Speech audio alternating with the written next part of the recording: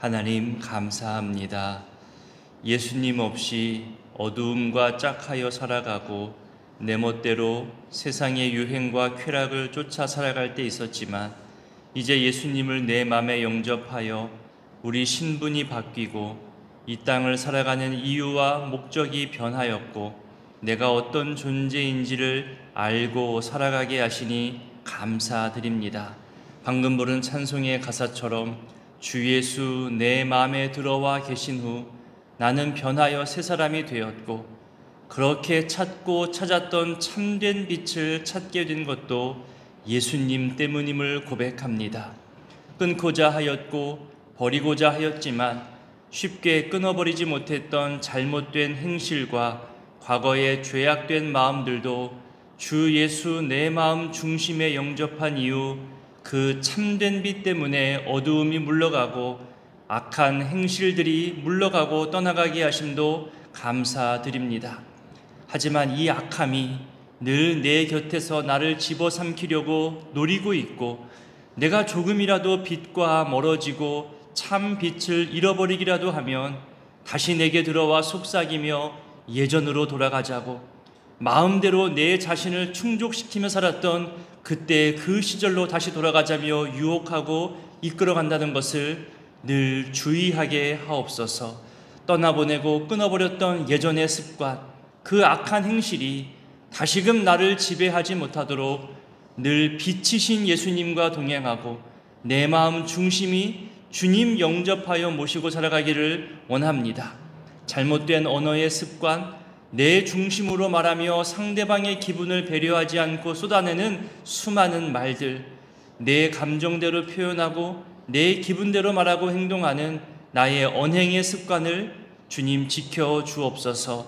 하나님의 자녀로 하나님의 백성으로서 영생의 특권을 가진 존재이기에 더더욱 엄격하고 수준 높은 일상의 삶을 요구받고 있다는 것을 기억하며 내 마음의 생각과 언행에 조심하게 하시고 세상의 상식과 수준보다 더 높은 예의의 기준을 가지고 살아가는 우리 그리스도인 되게 하옵소서.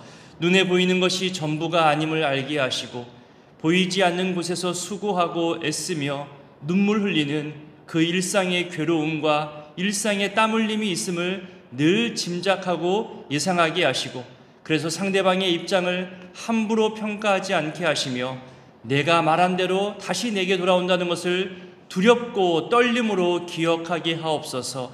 그래서 말의 조심성과 말의 무게를 가지고 일상을 살아가게 하옵소서. 곧 다가오는 우리 수험생들의 시험과 입시를 앞두고 침착함으로 마무리하게 하시고 당일의 날씨와 변수와 모든 상황에도 여유롭게 대처할 수 있도록 우리 수험생 자녀들이 오히려 이 시기에 더욱 성장하게 하시고 하나님 앞에서 기도하는 습관도 갖게 하옵소서. 불안해하지 않게 하시고 마음의 담대함과 평안함으로 하루하루를 보내게 하옵소서. 결과도 중요하지만 과정과 열심과 땀 흘림을 통해 인생 전체의 중요한 가치와 습관을 알게 하시고 심은 대로 거둔다는 대원칙 앞에 순종할 수 있는 겸손한 마음도 허락하여 주옵소서. 실수하지 않는 것만으로도 큰 은혜임을 알고 하루하루 정리하고 준비할 때에 같은 실수 반복하지 않게 하시고 실수를 줄여가는 마무리 시간 되게 하옵소서. 병상 가운데, 치료 가운데, 회복 가운데 계신 모든 성도님들에게 주의 손으로 친히 만져주시고 고쳐주시는 은혜를 경험하게 하옵소서. 그 회복된 몸과 마음으로 하나님께 나아와 감사 찬송을 드리고 삶으로 간증할 수 있는 놀라운 은혜를 더하여 주옵소서. 가족 중에 질병이 있고 오래된 또 병상 가운데 힘들어하는 보호자들, 간병인들, 가족들이 있습니다. 그들의 마음을 위로하여 주시고 내가 늘 함께 있다는 주의 음성으로 매일매일 새로운 힘 얻게 하여 주시옵소서. 마음이 속상하고 사람의 모습에 실족하고 더 이상 헌신과 봉사의 자리를 지켜내기 힘들다 하더라도 주의 십자가 은혜와 내게 주신 그 감사와 그리고 나를 더욱 성장시키기 위한 훈련과 연습의 시간들을 포기하지 않게 하시고 더디더라도 모두가 다 서로 성장하며 존중하며 성숙해 나가는 우리의 사역과 섬김과 봉사의 자리가 되게 하옵소서. 11월 첫날입니다. 내일 토페십과 한 달의 모든 시간들도 하나님 지켜주시고 하루하루 후회되지 않도록, 실수하지 않도록 거룩함과 기쁨과 즐거움 가득하게 하옵소서. 이 새벽에도 주님께 감사함과 일천번제와 마음의 소원을 가지고 주님께 올려드리오니 주님 모든 간구를 받아주시고 응답하여 주시옵소서. 그리고 말씀하여 주시옵소서. 예수님 귀하신 이름으로 기도드립니다. 아멘. 오늘 말씀은 요한복음 1장부터 3장까지입니다. 요한복음을 시작하면서 먼저 생각해 볼 것은 사복음서를 공간복음과 요한복음으로 구분하고 있다는 것을 생각해 봤으면 좋겠습니다. 성경 안에 복음서가 4개가 있다는 것은 예수님에 대해서 그리고 예수님을 통한 구원 역사에 대해서 각각 다양한 관점에서 기록함으로써 역사성과 또 진실성을 더 잘 드러낼 수 있다고 말할 수 있습니다. 그래서 대부분의 기록이 유사한 내용으로 반복되기도 하고 또 각 복음서마다의 독특한 기법과 섬세한 차이를 보이기도 합니다. 마치 온 가족이 같은 곳을 여행하고 와서 각각 보고 느낀 것을 종합하면 그 여행의 경험이 더 풍성하게 되는 것이라고 말할 수 있겠습니다. 가족들 대부분이 음식점, 길거리, 쇼핑, 상점 이런 시각적 경험으로 얘기하기도 하지만 그 중에서도 또 어느 가족은 교통, 자동차, 숙박, 풍경 중심으로 경험하기도 할 거잖아요. 그래서 각각의 시각과 또 경험 다 다르지만 이것이 모여지고 합하여지면 전체 여행이 더 풍성하게 기억되는 것과 마찬가지 효과입니다. 이렇듯 기록된 대부분의 내용과 기본 관점이 마태와 마가와 누가 이 세 복음서는 상당히 비슷한 관점을 가지고 있어서 공관복음이라 합니다. 그리고 요한복음은 다른 관점을 가지고 있습니다. 공관복음과 요한복음을 비교하는 표현 중에 이런 표현이 있습니다. 공관복음은 초원지대, 평야지대, 그리고 계곡지대 그런 곳에 식물 분포나 또 풍경이 조금씩 다르지만 기본적으로는 드넓은 평야지대에 속해 있다는 공통점을 가지고 있는 것이고 요한복음은 그 다양한 풍경의 평야지대 위로 우뚝 솟아있는 산과 같은 역할을 한다고 이야기합니다. 그래서 이 4개의 복음서가 서로 어울리면서 완벽한 풍경을 나타내고 있다는 이런 비유 표현입니다. 좀 더 실제적으로 구분해 보자면 공관복음은 예수님이 이 땅에서 어떤 사역과 어떤 역할을 하셨는지 사람들과의 관계는 어떠했는지 이런 것에 초점을 두었다면 요한복음은 예수님의 본래 신분이 무엇이었는지 유일한 구원자로서의 절대성에 대해서 신성에 대해서 더 언급하고 있습니다. 예를 들면 이런 거예요.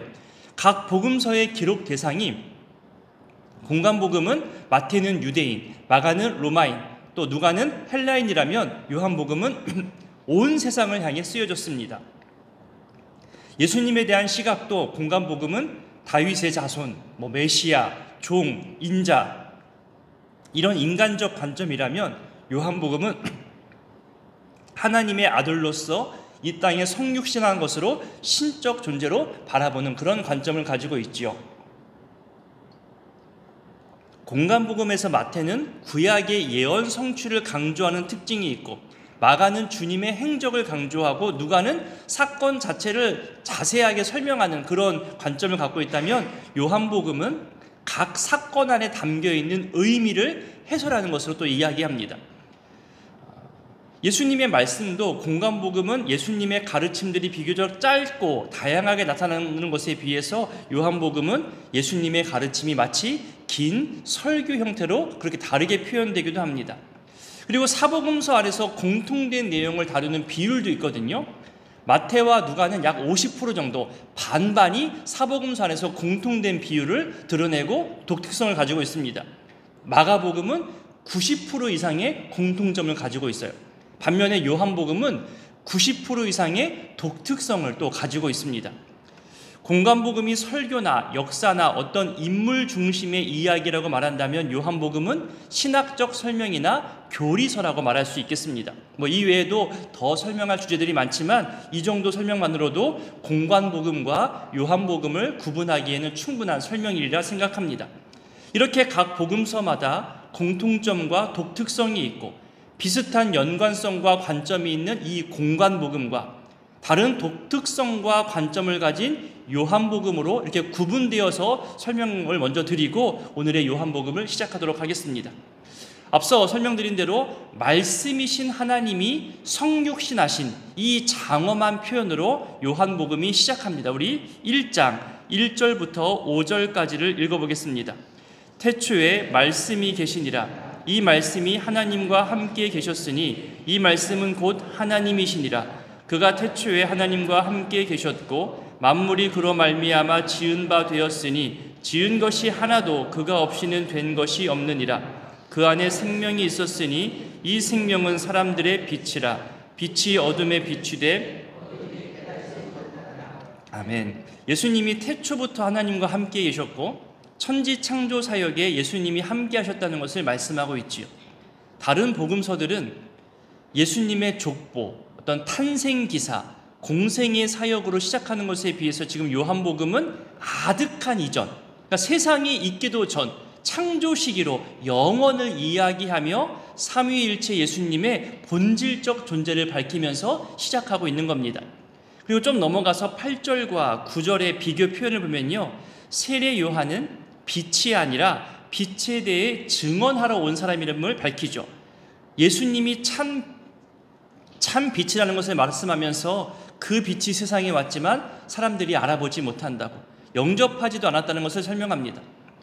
당시 사람들이 세례 요한을 메시아라고 불렀거든요. 세례 요한이 죽은 이후로도 초대교회가 세례 요한에 집착하는 모습을 보이기도 했습니다. 그래서 그런 오해가 많았던 때이기 때문에 세례 요한은 나는 그리스도가 아니다, 나는 메시아가 아니다를 정확히 밝혔던 거죠. 19절부터 28절까지가 바로 세례 요한이 자신에 대해 증언을 추가하는 내용입니다. 한 구절만 보면 27절에 보면 나는 앞서 준비하는 사람일 뿐 진짜는 내 뒤에 오실 것이다. 나는 그의 신발끈조차 풀기도 감당하지 못하는 그런 존재라고 말하면서 예수님을 최대한 높이고 자신은 철저히 낮추는 앞서 보낸 증언자라는 그 사명에 충실한 모습을 보여줍니다.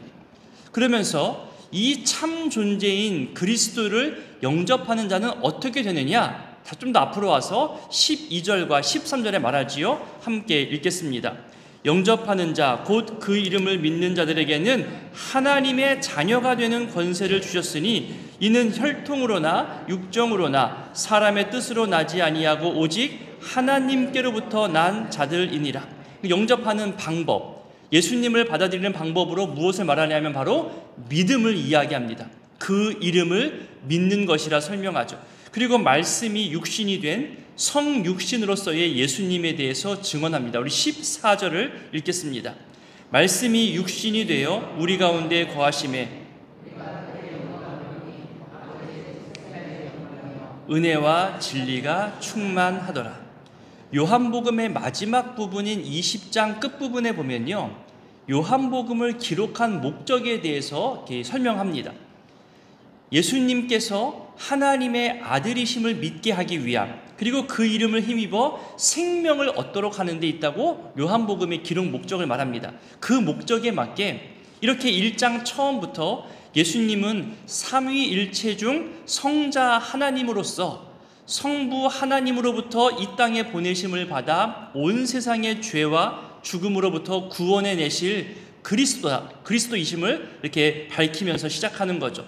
이 사실을, 이 증거를 사람들이 믿고 받아들이고 영접하면 하나님의 자녀가 되어 영원한 생명을 누리게끔 한다는 것, 이것이 기록 목적인 것이고 처음부터 그 목적대로 설명을 시작하고 있습니다. 여기서 저는 우리 그리스도인들의 존재, 그리고 봉사, 헌신하는 일꾼의 사명까지도 저는 읽어낼 수 있을 것이라 설명하고 싶습니다. 빛이신 예수님을 사람들이 알지도 못하고 영접하지도 못한다고 말하잖아요. 빛에 대해서는 관심도 없어 합니다. 하지만 우리는 이 빛을 이미 보았고 이것이 어두움을 밝히는 유일한 빛임을 알고 있고 경험했고 또 알려야 하는 존재들입니다. 하지만 우리는 그 빛 자체가 아니기 때문에 증언하는 존재라는 겁니다. 누군가는 이런 빛이 내게 비추이면 어두울 때는 내 부끄러운 그런 존재가 드러나지 않아서 편했는데 빛이 비추이면 너무나 부끄럽잖아요. 부담돼요. 싫어요. 그럴 수 있잖아요. 그래서 난 지금이 편해요. 어둠 가운데 있는 것이 훨씬 더 편해요. 나는 그냥 세상 가운데 섞여서 살아갈게요. 이렇게 말씀하시는 분들이 있어요. 그들을 빛으로 데려올 수 없다면 내가 그들에게 빛을 보여주면 되는 것인데 저는 이것을 거울이나 달로 설명하는 표현입니다. 거울이나 달은 빛 자체가 아니잖아요. 빛을 비추이는 도구입니다. 내가 빛 자체는 아니지만 그 빛을 간접적으로 비추이는 존재, 이것이 우리의 섬김이고 헌신이고 내 거룩한 삶을 통해 사람들에게 비추이며 살아가는 그런 사명을 가진 존재라는 거죠. 교회에서 여러분들이 각자 어떤 사명과 역할을 감당하며 봉사하는 자리에 있는 것도 우리가 빛이신 주님을 대신 증언하는 자리에 있다는 거죠. 알려주고 비춰주고 있고 사람들에게 소개하고 있는 이 중요한 사명의 자리에 우리가 서 있다는 겁니다. 이 사명을 잃어버리면 그저 수고하고 땀 흘리는 일상 그 모습과 별반 다를 게 없다는 거죠. 그래서 깨끗한 거울, 깨지지 않는 건강하고 단단한 거울, 올바르고 참된 것을 비추는 이 거울의 모습을 우리가 가져야 하는 책임성을 더 생각할 수 있는 표현입니다. 이 귀한 책임의 자리, 사명의 자리를 맡겨주셨으니 우리 더욱더 힘내어 감당하면서 잘하였도다 착하고 충성된 종이라 모두가 다 그런 칭찬받게 되기를 소원합니다. 이제 2장에 가면 가나 혼인잔치 이야기가 나옵니다. 예수님의 공생의 첫 사역이고 첫 표적이기도 합니다. 1장에 나오는 세례 요한의 사역을 설명할 때에 예수님을 예비하기 위함이라고 아까 말씀드렸잖아요. 지금 세례 요한은 유대 광야에서 금식하고 금욕하고 그렇게 고생스러운 생활을 하는 것에 비해서 예수님의 공생의 첫걸음은 지금 풍요롭고 즐거운 잔치자리라고 비교하고 있는 것처럼 보입니다. 여기에 의미가 있어요. 어떤 이들, 특별히 예를 들어서 세례 요한의 제자들 그리고 율법을 중요시하고 전통을 중요시하는 바리새인들은 이 모습을 불만을 가지고 얘기할 수 있습니다. 당신의 길을 예비하고 준비한 세례 요한은 지금 광야에서 수고하고 금식하고 고생 가운데 회개를 외치고 있는데 어찌 결혼잔치에서 먹고 마시며 즐거워할 수 있냐며 비난할 수 있는 모습입니다. 그런데 이것이 첫 번째 공생의 사역이라는 거죠.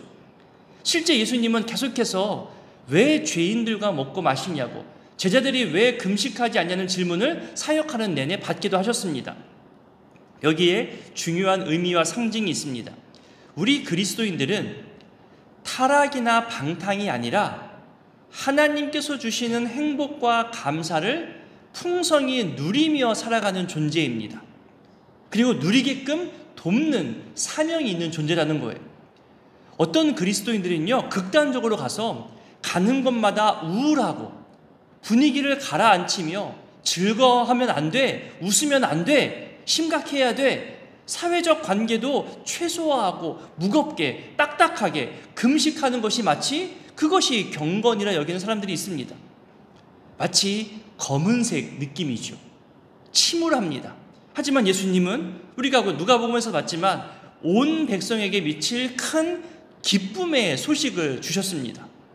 우리에게 사랑과 기쁨과 평안을 주시려고 이 땅에 오신 거죠. 문제를 해결하고 즐거움을 주셨습니다. 이 첫 사역도 가나의 혼인잔치에서 문제 상황을 해결해 주시고 더 큰 즐거움을 주셨다는 거죠. 이것이 의미입니다.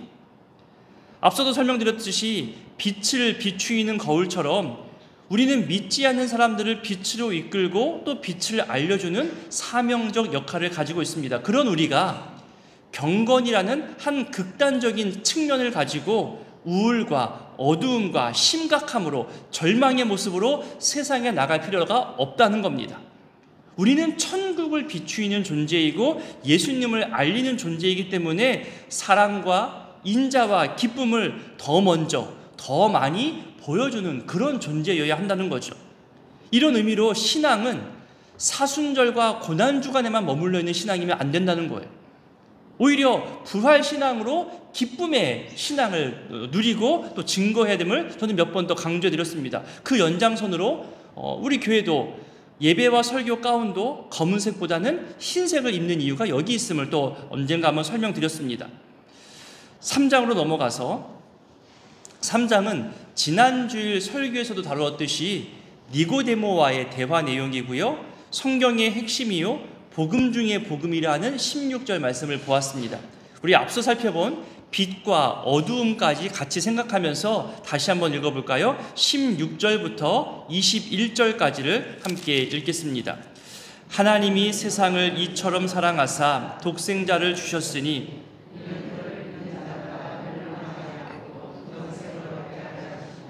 하나님이 그 아들을 세상에 보내신 것은 심판하려 하심이 아니요 그로 말미암아 세상이 구원을 받게 하려 하심이라.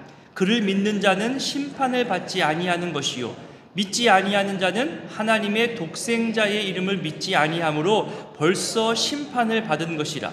그 정죄는 이것이니 곧 빛이 세상에 왔으되 사람들이 자기 행위가 악함으로 빛보다 어둠을 더 사랑한 것이니라. 악을 행하는 자마다 빛을 미워하여 빛으로 오지 아니하나니 이는 그 행위가 드러날까 함이요 진리를 따르는 자는 빛으로 오나니 이는 그 행위가 하나님 안에서 행한 것임을 나타내려 함이라 하시니라. 아멘. 빛과 어두움을 함께 설명하니까 더욱더 우리가 이 말씀이 귀한 것임을 느낄 수 있습니다. 이런 예수님과 세례 요한이 다시금 비교가 됩니다. 세례 요한 제자들이 예수님의 사역에 대해서, 예수님의 세례 베품에 대해서 불평을 이야기합니다. 그러니까 세례 요한이 다시 분명하게 이야기하거든요. 28절을 볼까요? 우리 28절을 함께 읽어봅니다. 내가 말한 바 나는 그리스도가 아니요 그의 앞에 보내심을 받은 자라고 한 것을 증언할 자는 너희니라. 그러면서 또 유명한 말을 하죠. 30절도 같이 읽어봅니다. 그는 흥하여야 하겠고 나는 쇠하여야 하리라 하니라. 연이어 하늘로부터 온 예수님에 대해서 세례 요한이 또 계속해서 증언합니다. 나는 땅에서 난 사람이지만 우리 주님은, 예수님은 하늘로부터 임한 사람이라고 분명한 정체성에 대해서 이야기하죠. 우리 34절부터 끝절 36절까지 읽어봅니다. 하나님이 보내신 이는 하나님의 말씀을 하나니 이는 하나님이 성령을 한량없이 주심이니라. 하나님께서 아들을 사랑하사 만물을 다 그의 손에 주셨으니 아들을 믿는 자에게는 영생이 있고 아들에게 순종하지 아니하는 자는 영생을 보지 못하고 도리어 하나님의 진노가 그 위에 머물러 있느니라. 아멘. 여러분 오늘의 말씀들을 쭉 보면요, 다 읽지 못했지만 생명, 빛, 그리고 말씀으로 성육신하신 예수님에 대해서 강조하고 있음을 보게 됩니다. 그리고 공간복음과는 확실히 다른 차이를 좀 느끼게 됩니다. 오늘의 말씀들을 기억하며 기도하실 때에 우리가 복음을 알고 생명의 빛이신 예수를 먼저 안 우리가 삶의 모습과 봉사와 헌신의 모습으로 훈련하고 연습하면서 그 빛을 온전히 이 땅 가운데 비추는 사명을 감당해 나가기를 기도했으면 좋겠습니다. 그러기 위해서 우리가 우울하고 어두운 모습이 아니라 오히려 밝은 모습, 기쁨의 모습, 예의와 또 간절함을 갖춘 그 사명자의 모습으로 살아가기를 기도했으면 좋겠습니다. 그리고 우리 교회를 통해서 이 구원 역사가 계속해서 이어져 가게 되기를, 또 내일 투피십을 비롯해서 한 달의 모든 사역과 만남과 일 가운데 하나님 은혜와 이 생명의 빛이 가득 비추어지게 되기를 우리 시간에 기도했으면 좋겠습니다. 함께 주기도문으로 기도합니다. 하늘에 계신 우리 아버지, 아버지의 이름을 거룩하게 하시며 아버지의 나라가 오게 하시며 아버지의 뜻이 하늘에서와 같이 땅에서도 이루어지게 하소서. 오늘 우리에게 일용할 양식을 주시고 우리가 우리에게 잘못한 사람을 용서하여 준 것 같이 우리 죄를 용서하여 주시고 우리를 시험에 빠지지 않게 하시고 악에서 구하소서. 나라와 권능과 영광이 영원히 아버지의 것입니다. 아멘. 1장 태초에 말씀이 계시니라. 이 말씀이 하나님과 함께 계셨으니 이 말씀은 곧 하나님이시니라. 그가 태초에 하나님과 함께 계셨고 만물이 그로 말미암아 지은 바 되었으니 지은 것이 하나도 그가 없이는 된 것이 없느니라. 그 안에 생명이 있었으니 이 생명은 사람들의 빛이라. 빛이 어둠에 비치되 어둠이 깨닫지 못하더라. 하나님께로부터 보내심을 받은 사람이 있으니 그의 이름은 요한이라. 그가 증언하러 왔으니 곧 빛에 대하여 증언하고 모든 사람이 자기로 말미암아 믿게 하려 함이라. 그는 이 빛이 아니요 이 빛에 대하여 증언하러 온 자라. 참빛 곧 세상에 와서 각 사람에게 비추는 빛이 있었나니 그가 세상에 계셨으며 세상은 그로 말미암아 지은 바 되었으되 세상이 그를 알지 못하였고 자기 땅에 오매 자기 백성이 영접하지 아니하였으나 영접하는 자 곧 그 이름을 믿는 자들에게는 하나님의 자녀가 되는 권세를 주셨으니 이는 혈통으로나 육정으로나 사람의 뜻으로 나지 아니하고 오직 하나님께로부터 난 자들이니라. 말씀이 육신이 되어 우리 가운데 거하심에 우리가 그의 영광을 보니 아버지의 독생자의 영광이요 은혜와 진리가 충만하더라. 요한이 그에 대하여 증언하여 외쳐 이르되 내가 전에 말하기를 내 뒤에 오시는 이가 나보다 앞선 것은 나보다 먼저 계심이라 한 것이 이 사람을 가리킴이라 하니라. 우리가 다 그의 충만한 데서 받으니 은혜 위에 은혜로라.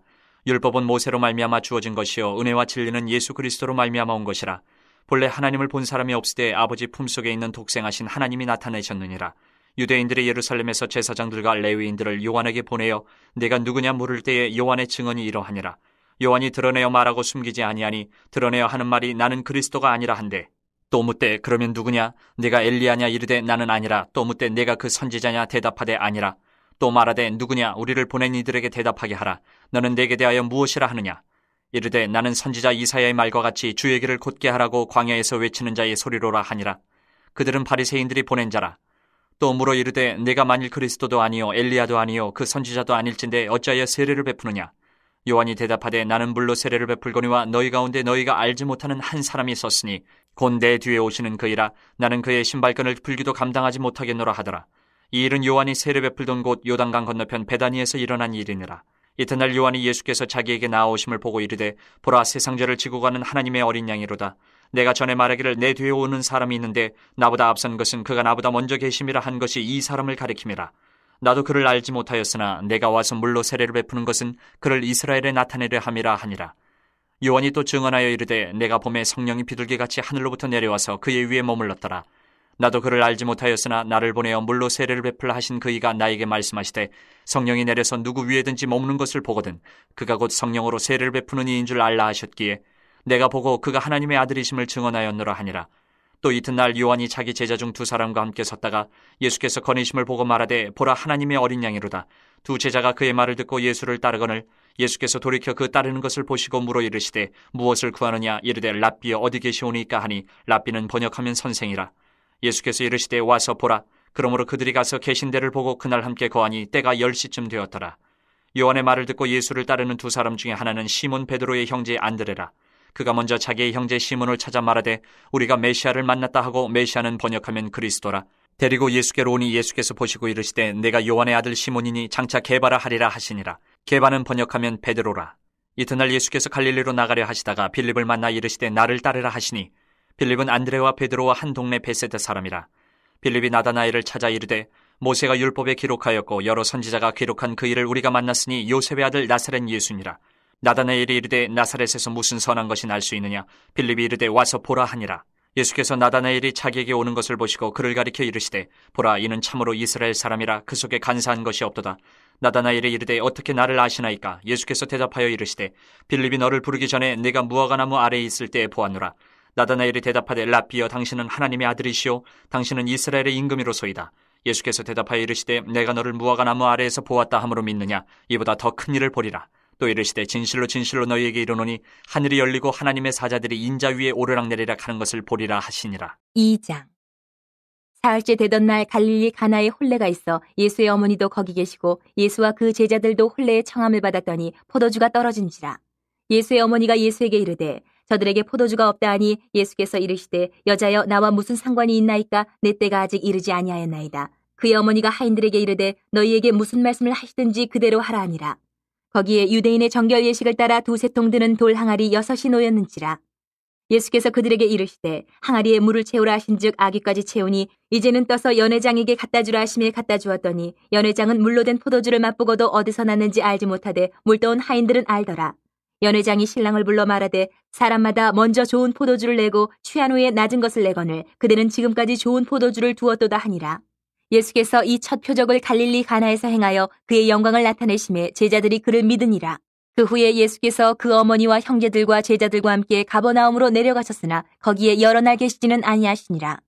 유대인의 유월절이 가까운지라 예수께서 예루살렘으로 올라가셨더니 성전 안에서 소와 양과 비둘기 파는 사람들과 돈 바꾸는 사람들이 앉아있는 것을 보시고 노끈으로 채찍을 만드사 양이나 소를 다 성전에서 내쫓으시고 돈 바꾸는 사람들의 돈을 쏟으시며 상을 엎으시고 비둘기 파는 사람들에게 이르시되 이것을 여기서 가져가라. 내 아버지의 집으로 장사하는 집을 만들지 말라 하시니 제자들이 성경 말씀에 주의 전을 사모하는 열심히 나를 삼키리라 한 것을 기억하더라. 이에 유대인들이 대답하여 예수께 말하기를 내가 이런 일을 행하니 무슨 표적을 우리에게 보이겠느냐. 예수께서 대답하여 이르시되 너희가 이 성전을 헐라. 내가 사흘 동안에 일으키리라. 유대인들이 이르되 이 성전은 46년 동안의 지역건을 내가 3일 동안에 일으키겠느냐 하더라. 그러나 예수는 성전된 자기 육체를 가리켜 말씀하신 것이라.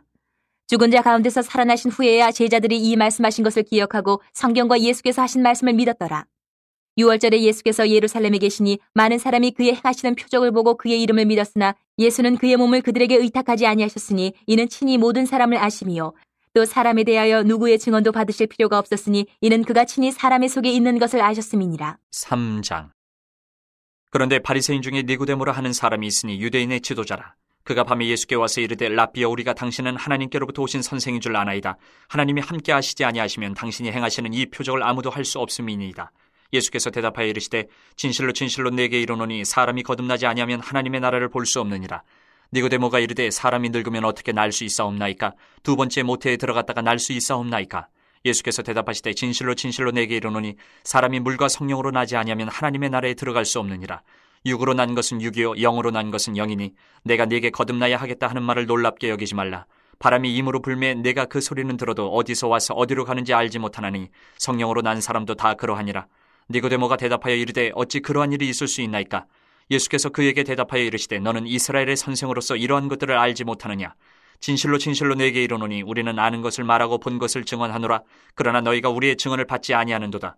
내가 땅의 일을 말하여도 너희가 믿지 아니하거든 하물며 하늘의 일을 말하면 어떻게 믿겠느냐? 하늘에서 내려온 자 곧 인자 외에는 하늘에 올라간 자가 없느니라. 모세가 광야에서 뱀을 든 것 같이 인자도 들려야 하리니 이는 그를 믿는 자마다 영생을 얻게 하려 하심이니라. 하나님이 세상을 이처럼 사랑하사 독생자를 주셨으니 이는 그를 믿는 자마다 멸망하지 않고 영생을 얻게 하려 하심이라. 하나님이 그 아들을 세상에 보내신 것은 세상을 심판하려 하심이 아니요 그로 말미암아 세상이 구원을 받게 하려 하심이라. 그를 믿는 자는 심판을 받지 아니하는 것이요 믿지 아니하는 자는 하나님의 독생자의 이름을 믿지 아니하므로 벌써 심판을 받은 것이니라. 그 정죄는 이것이니 곧 빛이 세상에 왔을 때 사람들이 자기 행위가 악함으로 빛보다 어둠을 더 사랑한 것이니라.